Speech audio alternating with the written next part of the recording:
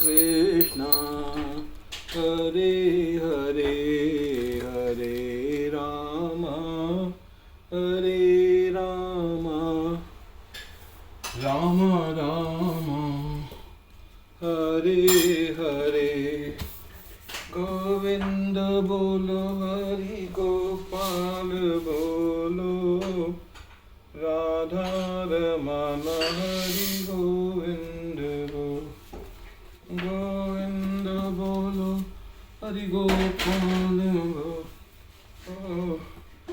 आज हम प्रथम स्कंद का पेज 26 पढ़ेंगे।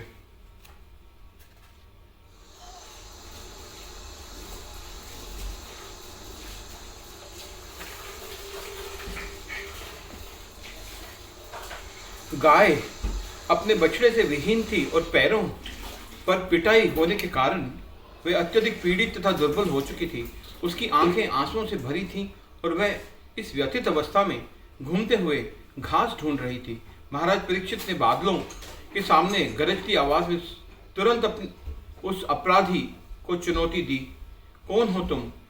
वेशभूषा से तो तुम एक राजा प्रतीत होते हो, परंतु तुम्हारी इतनी हिम्मत कि तुम मेरे राज्य में इन निरीह प्राणियों की हत्या करके धर्म के नियमों का उल्लंघन कर रहे हो। अरे दुष्ट, कहीं तुम ये सोचकर तो इस एकांत स्थान में इस मासूम गाय को मारने का प्रयास कर रहे हो कि अब इसे बचाने वाला भगवान श्री कृष्ण और अर्जुन यहाँ नहीं है। इस अपराध के लिए आज मेरे हाथों में तुम्हें अवश्य मृत्युदंड मिलेगा। तब महाराज परीक्षित ने बैल से पूछा, महोदय आप कौन हैं? क्या आप कोई सामान्य बैल हैं जिसने 3 पैर कट जाने पर वह केवल 1 पैर पर चलने का प्रयास कर रहा है, अथवा आप कोई देवता हैं जो इतना शोचनीय रूप लेकर हमारे हृदय को व्यथित कर रहे हैं? हे सुरभि नंदन, अब तुम्हें भयभीत होने की आवश्यकता नहीं है। जब तक पृथ्वी के प्रशासन की बागडोर मेरे हाथों में है, तब तक वे शूद्र तुम्हारा शोषण नहीं कर सकेगा। यदि किसी राज्य में दुष्ट लोग निष्पाप प्राणियों की अनावश्यक आतंकित करती हैं तो उस राजा की ख्याति, उसकी आयु तथा भविष्य में अच्छा जन्म, ये सब नष्ट हो जाते हैं। इसलिए राजा का सर्व प्रमुख कर्तव्य प्रजा के कष्टों से मुक्त करना है। इसलिए आज मेरे हाथों इस क्रूरता का विनाश निश्चित है। महाराज परीक्षित बैल के मुख से कली की काली करतूतें सुनना चाहते थे। उन्होंने बैल से पूछा, महोदय किसने आपके 3 पैरों को काटा है?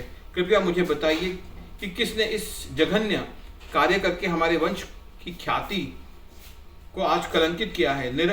निरपराध प्राणियों को आतंकित करने वाला व्यक्ति मेरे दंड से बच नहीं सकता है। वह चाहे देवलोक का निवासी भी क्यों ना हो, उसे दंडित करने के लिए कटिबद्ध हूँ।